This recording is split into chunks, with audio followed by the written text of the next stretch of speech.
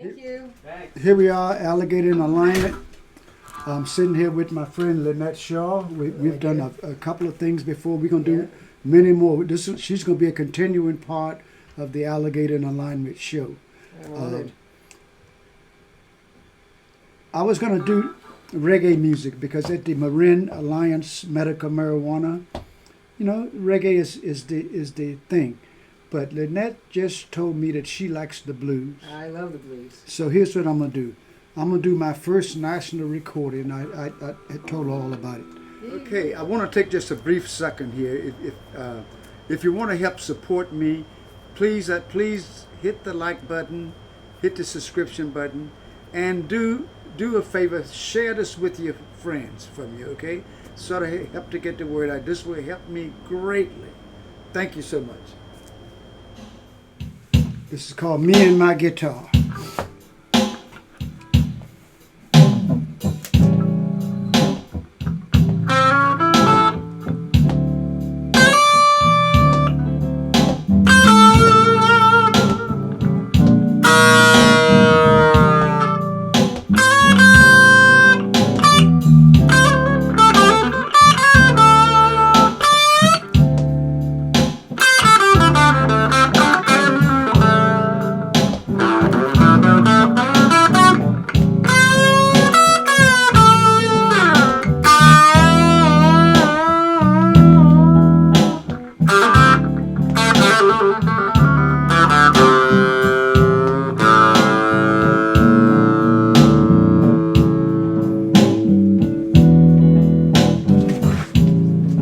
Me and my guitar. Thank you so much. Thanks.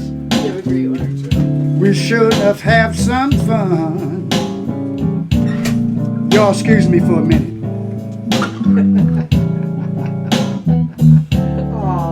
Me and my guitar. We should have some fun.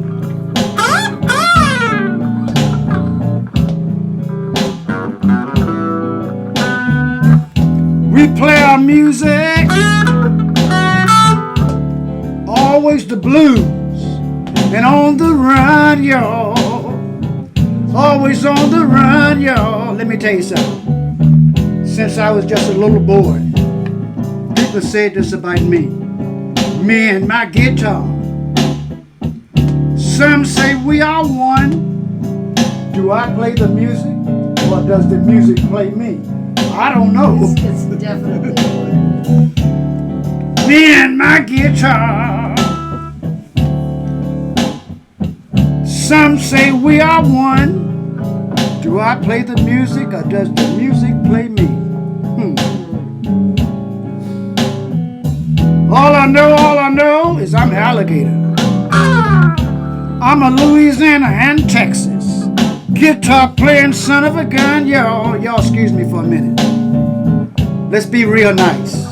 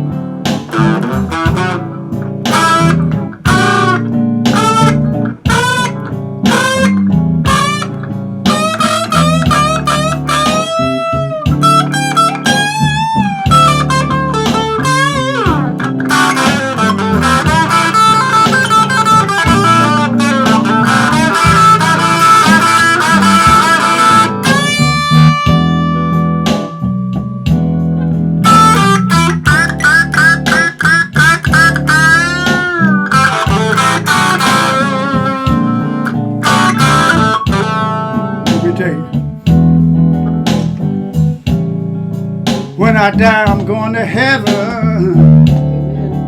Amen. I'm gonna sit down in St. Peter's chair.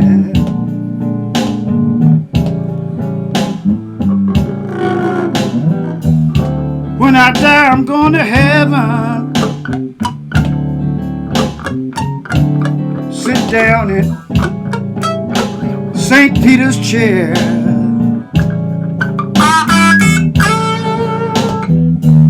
You know my XO St. Peter. Do you got any good drinking liquor up here?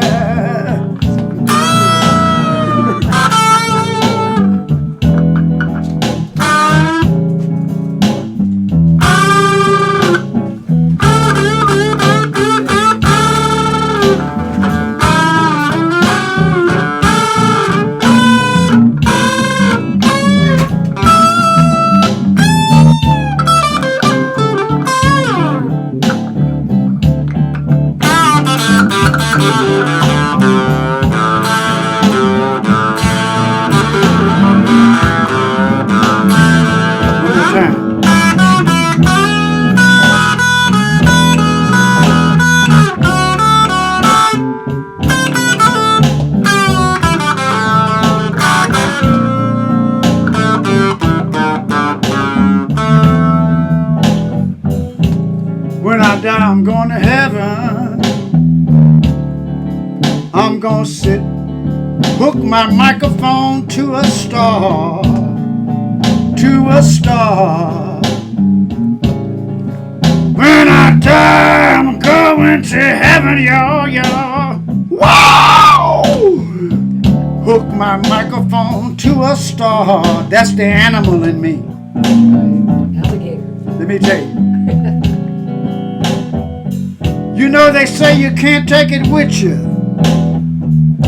but I'm gonna sure bring my guitar.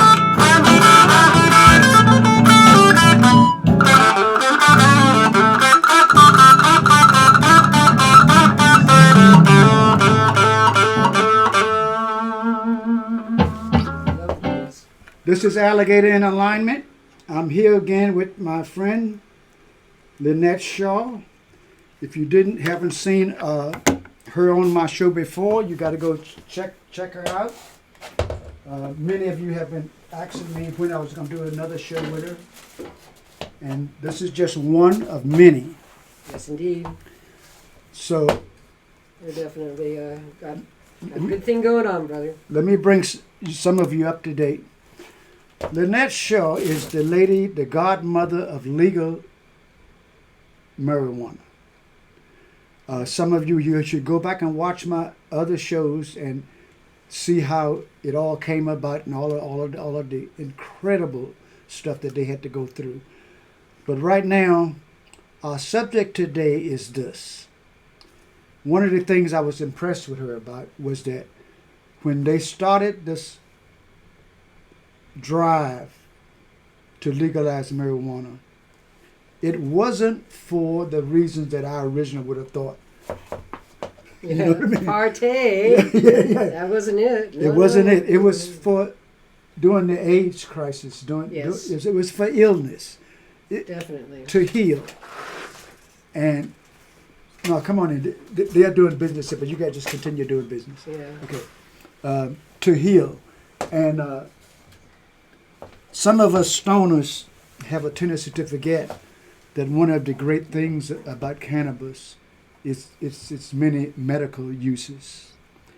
So that's what we want to talk about San Francisco today. and Marin County had a crisis with HIV/AIDS, and at the time there was no medication whatsoever, and there was just a death sentence within a few months. And my mentor, Dennis Perone, started giving cannabis to the dying, and they got a little better, and they put some weight on. And then we actually have long-term survivors from that period when they were just laying down and dying everywhere. The medical marijuana people were not dying, and it was a phenomenon. And it was real and cataloged, and this was part of the impetus that we were able to go to the state legislature and bring in people who hadn't died from AIDS. and say, look, this is what marijuana has done. And oh, by the way, it's good for, helps with cancer, chemotherapy, nausea too. And oh, by the way, there was a list of problems that people have medically that cannabis really helped. And we were just frontline social workers. I'm not a doctor, I'm not a nurse, I'm a musician, and seeing that phenomena in front of my eyes, I mean, they didn't die. I mean, okay, some of them did. But then less of them were dying because they were using cannabis. And this is way before they had any clue on what to do. And that was the only thing that helped even a little bit. Isn't that amazing? And so, of course, my mom was a Quaker, and so she taught us well. And I stepped up and said, well, what can I do to help? I know a lot about pot.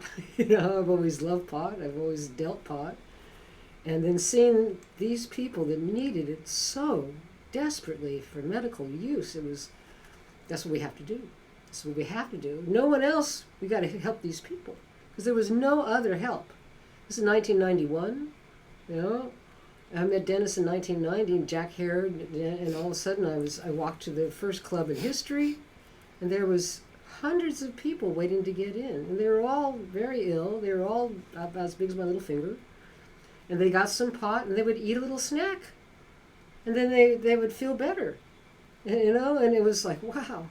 And there are actually people from that time period with us today because of their medical use of marijuana. Wow.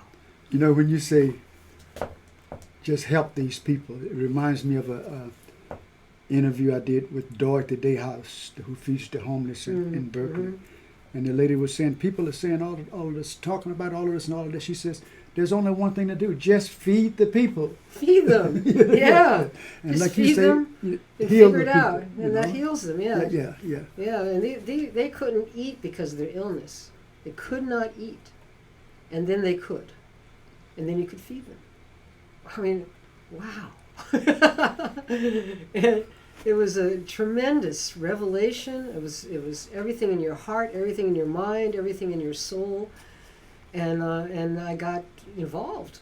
I got a job at the underground, most dangerous job in the world at the time, because we were on the front of a medical crisis, a drug war, selling pot illegally, and everybody's freaking out.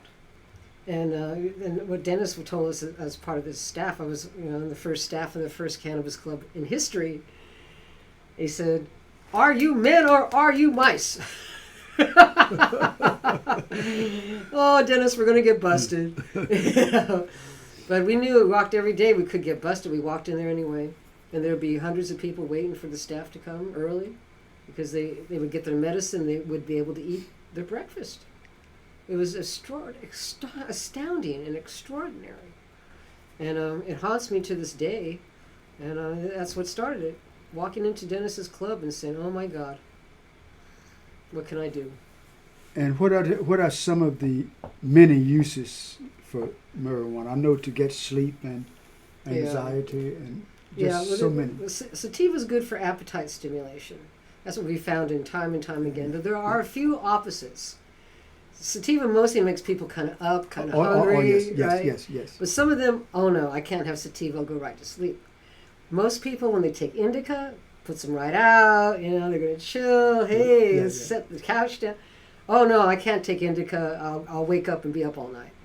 I have one every once in a while. There's an opposite. There's an opposite, but generally. But generally, sativa will lift you up and help you with your appetite. Indica helps with the pain and relaxing. And hybrid kind of has a little bit of both. A lot of things are hybrid nowadays because it's got a little up, it got a little down, it makes you a little hungry, but doesn't knock you out. That's a good compromise. So, and then some people are, I'm a sativa guy, that's what I want. Or, no, I'm an indica guy, that's what I want. I like pot, I like sativa during the day and indica at night, so I guess I'm a both, huh? Yeah. Where is that one from? This one? Yeah. Humboldt. Oh, nice. Yeah, I guess. How you guys? You recording? Yeah, we're doing a little podcast. That's okay. No, that's okay. Take care of your business. This is part of the ambience, too. He just got the Durban lemons like you gave it to Oh, I said, excellent. oh, and he went, What a absolutely. salesperson. I know. I just got to taste it. I just came for edibles and look what I got. Yeah, let's see what happens. Thanks, guys. That's wonderful. You I know, love this job. you meet so many people. Yeah. But anyway, if you're a cancer patient, the marijuana helps you. A lot. Yes, yeah, for calming nausea, which also sativa seems to help quite a bit. Something to do with the stomach. I'm not a doctor, but Yeah. as a field worker, and I've seen this.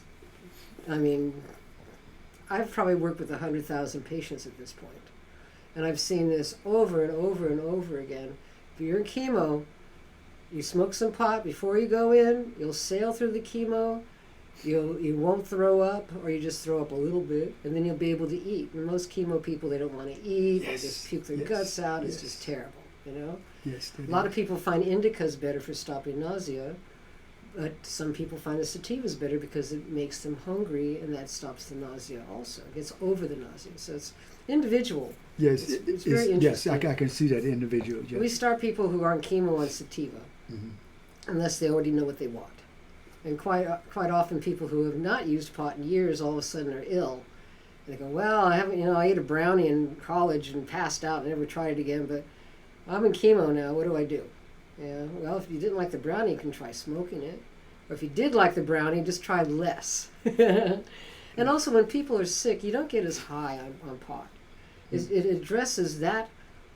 If your body is out of balance, whatever illness you have, It has an intelligence, sort it of, has an intelligence. yes. It goes to where to it where is it's needed. needed. Isn't that before it amazing? goes to your head. Isn't that amazing? It's amazing. You won't get high if you're really Yeah. sick, but you'll feel better, and that's the trick. We just want you to feel better. We're not here just to get high to the max all the time. Though some people claim that's the thing.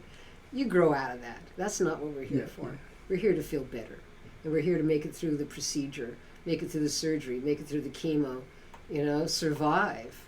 And love life. I love life. I love being here. I love being here with you. I want to keep that going as long as I can, and that's my hope for the people we see, which are quite a few patients still. Even though we do have recreational now, we still have a lot of people because they know that we know what we're doing. Yeah. And I've trained my staff very well so that they know what they're doing, and we can give good advice. And that's what we're known for. Is we have solid advice after decades of work and tens of thousands of people, and we know what can happen. And pot's very reliable. It's no surprise. But sometimes it's like stronger, or sometimes a little weaker. But that's the only surprise. Is sometimes generally some people come in and, "Oh, that was just too strong for me," and most of the time it's like, "Can I just have some more?" And it's fulfilling. It's compassion. It's very sweet. Sometimes, especially we have a lot of the geriatric patients now because they're not afraid. They've been told these horrible stories about pot their whole lives. You're going to die from using it, and then they old and they hurt and they got arthritis and they may be having surgery or chemo or whatever, and their doctor doesn't know what to do, and they're finally sending them to me. "Well, gee, my doctor said I should come talk to you, Lynette."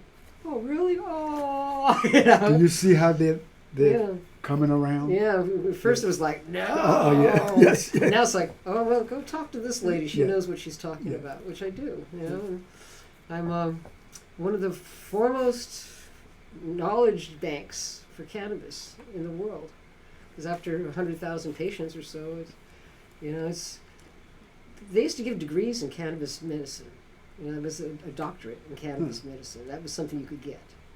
So I think I've earned my doctorate. Oh, I'm sure you have. I'm sure you have. My goodness. But they still aren't recognizing that yet. So Yeah, Lynette is opened the first licensed cannabis dispensary in the world. in the world. Yep, And first one ever. She was on many of the news stations like CNN. Yep. And- All BBC, every major media, every major newspaper, Time magazine, Newsweek. oh my goodness. Everybody went crazy, and that's when I got in trouble with President Clinton. So I think I told you this story before. Yeah. That was 1998. They just couldn't believe,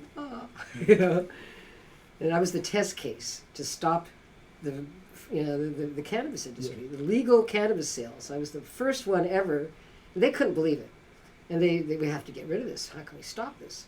So Clinton sued me in civil court. So it was like playing chess. Now the blessing of this, is I believe in blessings, is because I was in civil court, they could not raid us criminally. So we were protected from being raided because of that case. Because of the case. And that's why we're in court 19 years. And we were able to stay open through most of that time until the feds came in and they seized my landlord's land because they couldn't figure out how to get me shut down. So then we won the case with the feds 5 years later, and won the case for the landlord and moved back into the same location we had been moved out of, quite tragically, and it was really awful. So so far we're open, and it's kind of tenuous as usual. Yeah. I'm for those of you locally. Yeah. We were just discussing while I was setting up about doing some fundraisers for the Marin Alliance, medical marijuana, because it's hard to keep things going in businesses like this. Oh yeah. And We're working with a 1 to 5% profit margin. yeah, we're not getting into all of the other stuff, but she's also involved in Yeah. some other fights here. Oh yeah. So I'm going to be doing I'm going to be doing some fundraisers for the Marin Which Alliance. we really appreciate. It's going to be Alligator, evenings with Alligator. Awesome. Myself, I'll do my wild show, jumping all over, playing with my teeth behind my head and all that stuff. And I have... Can't wait. Yeah, I can't wait to see that. I have other musicians. Tony Delavalli will be with me. Awesome. Saxophone. I got Uh-huh. Peter Turner. I'm going to have Anna. I'm going to talk to some other musicians I know about joining me on this, just to Great. to try to help. Yeah. Yeah. We need help because it's overwhelming. They've the California laws. They took my model and they messed around. And I had 84 conditions for my license. And they now have 400 pages of conditions for every business. Nobody has that. Nobody has to pay the enormous rent, the enormous fees, the enormous everything. And then we have a 1 to 5% profit margin for everybody in the state. We're stuck. And that's why everybody's closing down. That's why it's not, it's crazy. We're attracting 150 people a day to our tiny little town, and people don't understand how valuable a well-run cannabis business is. Yes. They come here, they go shopping, they get gas, they go to the market, they go to the shop, they go to the restaurant. We are an engine of commerce for our town of 7,500. And we're known all over the world, but they don't appreciate us here. So it's a struggle. Yeah, it's got to be. We're gonna do as much as we can. And any of you out there who are listening, and you might want to be a part of it, you can contact me at 831-224-4464. I'll be happy to talk with you about whatever you can contribute. Yeah. Okay. So tell me the number again. 831 831 224 224 4464. 4464. Yes. Appreciate that, Yes, Elliot. contact me and we'll see what we can do to help out here. One of the other things that I'm going to be following Lynette is that Lynette has gotten a book deal. Yes. A book yes, deal I have a book deal. with a major It's company. a big deal. You know? And once I think you have to write your book first. We are about halfway done. About halfway done. Yeah. Oh my Yeah. goodness, I'm excited. Ooh. Yeah. Yeah. Yeah, I have my best buddy is a wonderful helper. So he's been interviewing me, like you interview me, and recording it, and then he's transcribing it because he's got a computer program that does that, sends it to the book company. They're doing the edit. I get the final say-so. And I've got a booking agent, a social media person, all that stuff. We just have to finish the book. Hopefully it should be out in the spring of 2025. And they've promised to put me on the road everywhere to talk about the revolution, talk about being a professional musician, but giving that up for the cause. And the consequences of, being outspoken. I'm in trouble all the time. I bet. It's like my middle name now, for sure, But my mom taught me well, my Quaker mother. She, you keep smiling, you do the right thing, you're honest, and don't forget to laugh. And so when What you, wonderful advice. yeah, she was great. You would What have loved wonderful her. advice. Yeah. My goodness, don't forget to laugh. Don't forget to laugh. You know. Sometimes I'm sitting there, I could just be miserable as hell, and I just start to laugh, and I go, "What the hell?" Yeah. Me? I didn't sign up for all this, but here I am. You know, and if I wasn't strong, I would have survived. That's wonderful. That's wonderful. Yeah, we're gonna follow you through the writing of your book, through your book tours, and I think you're gonna. The first time they want to take you on tours across America, Right. and then Europe in the and then Europe 2026. and everything like that. I've been invited to visit Berlin. There's actually a really big event. That it turns out my buddy from the Dennis Perone days, San Francisco, he fled to Europe because of the persecution. And a lot of us, I fled to LA, but he actually went to Europe, got busted in Germany for cannabis, went to jail like I did for cannabis, got out of jail, organized because he was from Dennis's group, right? And he is the leader of getting cannabis legalized in Germany. Right now, he's my man there. I heard that they was getting close to being. It is happening. They have passed the law. They're figuring out how to implement it. And that was my man there that did that. He contacted me online on LinkedIn. I said, "Is this really Robert?" He goes, "Yeah, it's me." You know, and we were chatting away. Then he called me over the internet. You know, so I've been invited to speak in Berlin when I get my book done. And be a keynote speaker for this big convention because he organized the hemp convention, and now they're going to have the hemp and cannabis convention, biggest thing in Europe. So I'm very proud of that. That's the seed group. We were definitely the incubator for the revolution, and many of us are still working on it. Many of us didn't survive, but we are still there and still working until cannabis is free and our people are free. We have, even though we legalized in California, we got 6,500 of our people out of jail. That's just California. Right now in federal jails, federal prisons, there's 60,000 pot prisoners across the nation in America, to this day. Now that doesn't count all the jails and county lockups that have pot prisoners in all the illegal states. There's still 2 states that are completely illegal. There's 12 states that are medical only. They still arrest the adult users. And then there's 20, I think we got 26, maybe 25 that is legal and medical. So recreational and medical. And that's worked out fine. The sky doesn't fall. Yeah. Social unrest stops. We get our people back. And they get sales tax income. You know, they get income and taking it out of the underground and putting it into the police and the fire and social services. You would think they would be eager for that. Yeah. You know? They're overtaxing us in California horribly. That's what I hear everybody complaining about. Yeah, we're the worst in the nation. If you drive people out of business, then you go back to the illegal. That's what's happening. Trade. Under the collective system, I was able to have a contract for a grower. Say, "Hey, Alligator, you want to grow for me? You grow great pot. Here's a contract. You're legal." And the police would say, "Gee, you got a contract from Lynette Shaw. You're legal." And we had 45 growers growing the best pot, and it was cheap, and it was really good. It was grown organically, and everything was fine. That was for medical only. We had all the paperwork and everything. Then when we legalized, I got 6,500 people out of jail. But they came in with 400 pages of regulations and enormous fees and enormous taxes. I'm required by the state of California to charge 41.75% sales tax. That's insane. That is lower than what they're charging in Berkeley, San Francisco, and Oakland. Because they added tax on top of the tax. That's insane, isn't it? Yes, my goodness. And so we have lost, from nearly wiping out the underground, we have lost the market. 70% of people have gone back to the underground. 70% of our customers statewide has gone back to the underground because it's cheaper and it's the same stuff. Yeah, it's not tested. Yeah, they don't know the exact terp count and all that stuff. Yeah. And also the street dealers have gotten worse because we took a lot of their pot business away. They started dealing in harder drugs. Unfortunately, I'm going to wait for this one here.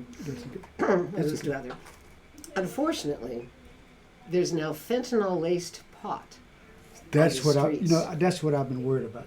2 teenagers died in Marin County from fentanyl-laced pot. Okay. That is absolutely, Thank that's you. something You I've have a been great really day. worried about. I told my yes. son, he's 26, and I told him, I said, you know, Donnie, I don't worry about you. You know, you got your head turned on right. I said, but what you got to be careful is they're putting that fentanyl in just about everything now. Everything. And You cannot get any coke or meth or any of that stuff. Heroin cut with fentanyl. I'll ask Click a few you. things. You know, Here you and, go. Have and a the great day. worst Thank part you. is how do they put the fentanyl on the pot? I guess it dissolves and they spray it on. they must have some way of doing it, but my goodness, They are actually selling that in the streets of my little county, that's and kids are dying from it. You know, and this is not what the drug war was supposed to do. It was supposed to prevent this, but it's made it worse by a million times. And without a regulated cannabis club, the streets are taken over by the illegal dealers, and you don't know what the hell it is. I encourage people to grow their own, because Lord knows how long any cannabis clubs will stay open still, you know. But if you grow your own, that's the safest way. If you're not going to go to a licensed club that has it tested, the only safe pot is stuff you grow yourself or you get from a dispensary. You know, and otherwise, we don't know. And we've had deaths from Yeah, you smoking know, pot. putting fentanyl in marijuana. I don't use this word often, but that is just plain evil. It's evil. That's just, I mean, I there's had no a other grieving no other parent word come for it. in to tell me this. I know this is a true story, because they came in and they were so sad, and I had to sit them down and comfort them, you know, and I said I didn't want my son smoking pot. I didn't want him, you know. I said I wouldn't get him any of your stuff because I could come in and get it for him, and I wouldn't do that. And he went out, bought it on the street, and he's dead. You know? You know how she's got to feel. Oh my God! It was the dad actually, you know. Yeah, yeah. But I mean, if your kid's gonna smoke pot, which they're gonna smoke pot. I mean, I waited till I was 16. I thought it was too little to try it, you know. But I'm kind of a thinker. Yeah.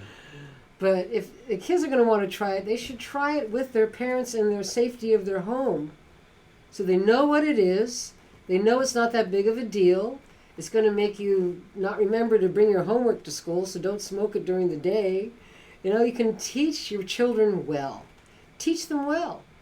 Teach them it's dangerous out there. You could die. You know, we now have an option of having legal tested cannabis, even though it's expensive right now, but it's safe. And that's all we ever wanted, was to be safe. You know, we can't get busted, but now the consequences can be terrible. Yeah, Terrible. yeah.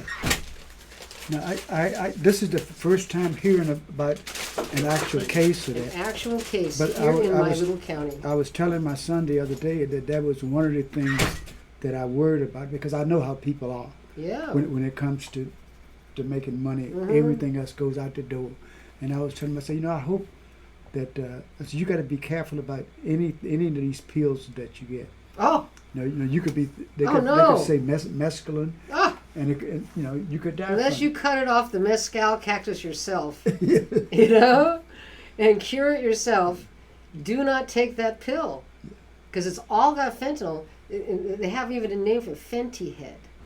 When you are you're a fentanyl addict, they're called Fenties or Fenty heads, and they smoke the stuff, and then you know, and I guess it's just a little tiny bit. All you need is a little bit to Yeah, and and it's dangerous. Even when you smoke a little tiny bit, because you don't know how much You don't know how much. it takes.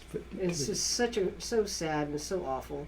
I mean, they used to spray pot with opium. That was okay. oh yeah. You know? I'll go for that. Yeah, that made you go right to sleep. Yeah. You know, have great dreams. But that was the only thing that I knew they actually sprayed on pot in the old days. It was opiated Thai weed. That was a big deal. It came in from Thailand. And Yeah, of course, I was a smuggler. I knew all about how the smuggling routes were doing. But opiated Thai weed was a magnificent product, and but you couldn't die from it because it wasn't that much opium, and that was, you know, temple ball is another thing, hash with opium in it. That's a traditional temple thing that they have. You know, I don't know what you call it.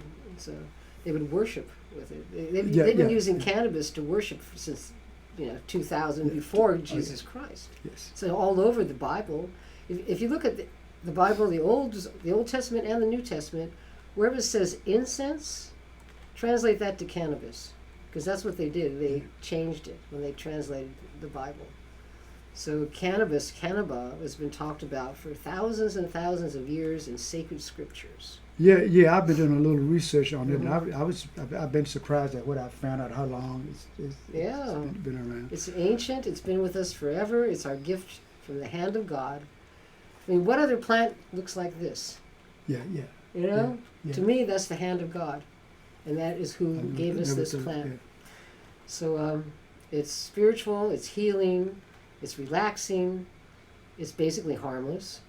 Yeah. It's that's the reason that I'm having trouble understanding in this day and age why there's still a fight with it, and why certain people still trying to hinder the development of it. Right. Well, 100 years of propaganda and the drug war. Oh, yeah. I remember that. I remember. Remember, it's racism, classism, politics.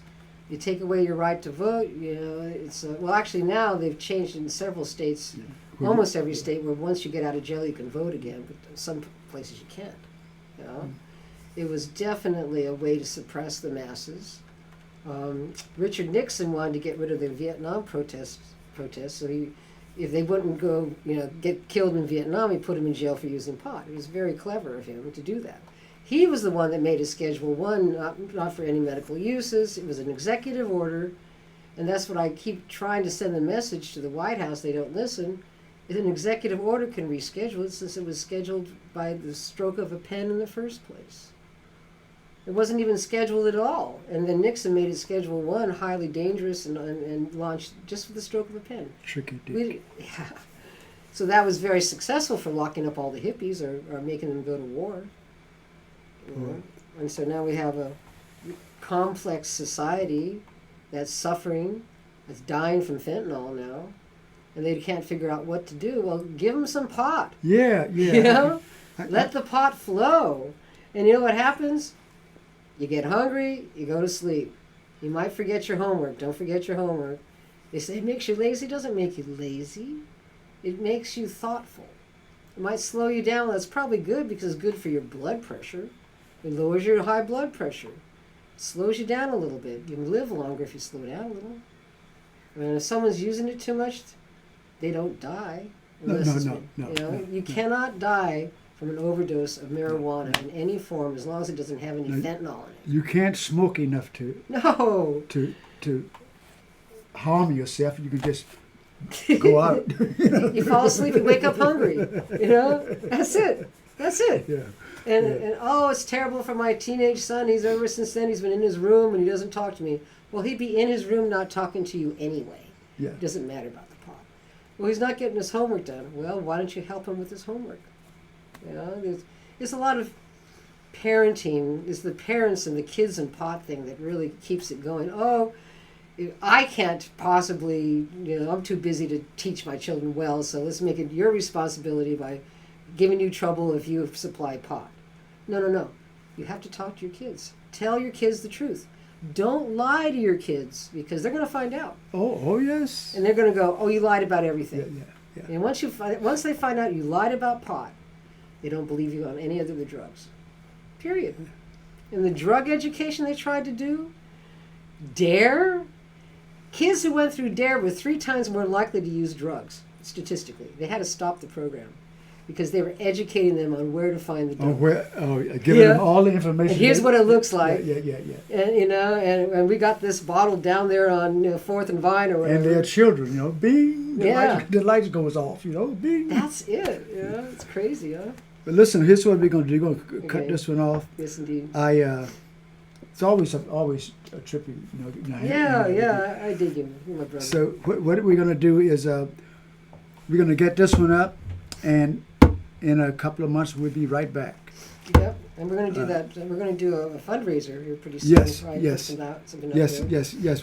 We have to communicate back and forth about that. Let me know what the club is. Yeah. I'll go and look at it and talk to them, and start setting up a date and putting it together. Yeah, that's easy. And We got a lot of support here in town, and the Marin Alliance needs help. Yeah. And I'm Lynette Shaw, and I need help. Yeah. Yes. I've been doing the right thing for the right reason for a long time, and none of us have been very well rewarded. And so it's still a struggle. We're still not safe yet. So And that's unfortunate, but so here's what we're doing. This is Alligator in alignment with Lynette Shaw. I call her the Godmother of Legal Cannabis. yeah, I founded the first license in the world. In the world. And then they fought me 19 years as the test case to stop legal cannabis. So And all we of beat us, the feds. so all of us who are out there now, openly smoking nowadays, it's no problem. Yeah, go to the dispensary. Every dispensary is my godchild. This lady went to jail Yeah, and spent time, and came out and jumped right back into the fight. that's again. right. So I was so pissed. You get beat up for your medicine, you know what happens? You fight harder. That was my medicine, it still is.